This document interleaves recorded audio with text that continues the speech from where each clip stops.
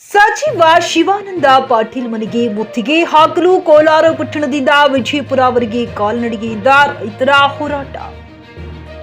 ವಿಜಯಪುರ ಹುಬ್ಬಳ್ಳಿ ಹೆದ್ದಾರಿ 218ರ ಮಾರ್ಗವಾಗಿ ಸಚಿವರ ಮನೆಗೆ ಮುತ್ತಿಗೆ ಹಾಕಲು ಹೊರಟ ರೈತರು. ಮುಳುಗಡೆಯಾಗಿ 30 ವರ್ಷಗಳಾದರೂ ಇನ್ನೂ ಸಂತ್ರಸ್ತರಿಗೆ ಪರಿಹಾರ ದೊರಕಿಲ್ಲ ಎಂದು ರೈತರ ಆಕ್ರೋಶ. ಶಾಸಕರು ಕರೆ ಮಾಡಿ ಹೆದ್ದಾರಿಯ ಮೇಲೆ ಹೋರಾಟ ಮಾಡುತ್ತಿರುವ ರೈತರನ್ನು ಎಬ್ಬಿಸಿ ಸಂಚಾರವನ್ನ ಸುಗಮ ಮಾಡಿಸಿ ಎಂದು ಹೇಳಿದ್ದಾರೆಂದು ರೈತರ ಆರೋಪ.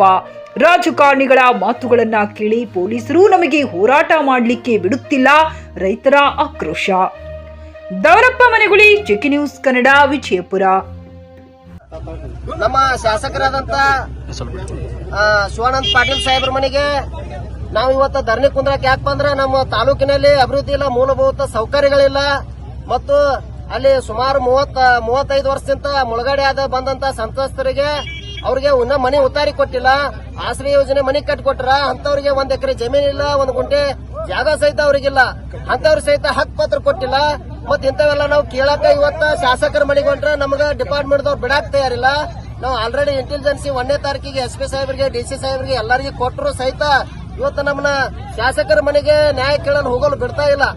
ಅದಕ್ಕಾಗಿ ಇಂತಹದ ಸಂಸ್ಕೃತಿ ನಾವು ಓಟ್ ಹಾಕಿ ಆರಿಸ್ತಂದಂತ ಶಾಸಕರಿಗೆ ಭೇಟಿ ಮಾಡಕ್ ಬಿಡಲ್ರಂದ ಇದು ಬಹಳ ನಮ್ದು ದುರ್ಘಟನೆ ಅನ್ಬೇಕು. ನಮ್ಮ ಬಸವನ ಬಾಗೇವಾಡಿ ಮತಕ್ಷೇತ್ರದ ಪ್ರತಿನಿಧಿಗಳಿಗೆ ಒಂದು ಪೂರ ಇದು ಅನ್ಯಾಯ ಅಂತ ನಾವು ಖಂಡಿಸ್ತೇವೆ. ಇದನ್ನ ಇದು ಸರ್ ನಾವು ಈಗ ನಮ್ಮ ಹಳ್ಳಿಯಿಂದ ಬಂದಿದ್ದೇವೆ. ನಾವು ಕೋಲಾರ ತಾಲೂಕಿನಿಂದ ಗ್ರಾಮಗಳಿಂದ ಎಲ್ಲ ಬಂದಿದ್ದೇವೆ. ನಮ್ಮ ರೈತರು ಮತ್ತು ನಮ್ಮ ರೈತ ಮಹಿಳೆ ತಾಯಂದ್ರು ಅವ್ರಿಗೆಲ್ಲ ಏನಾಗ್ತಪ್ಪ ಅಂದ್ರೆ ಈ ಅಡಿ ಬಂಗ್ಲೆ ಅಂತ ಸುಮಾರು ನಾವು 1 ಕಿಲೋಮೀಟರ್ 1.5 ಕಿಲೋಮೀಟರ್ ನಡ್ಕೋತ ಬಂದೇವೆ. ಇವಾಗ ನಮ್ಮ ವಾಹನಗಳನ್ನ ತರಬಿಸಿ ಆ ಗಾಡಿಯವರಿಗೆ ನಿಮ್ಮನ್ನ ಜಪ್ತಿ ಮಾಡ್ತೀವಿ ಅಂತ ಆವಾಜ್ ಹಾಕಿದ್ಕ ಆ ಗಾಡಿಯವ್ರು ಅಲ್ಲೇ ನಿಂತರು.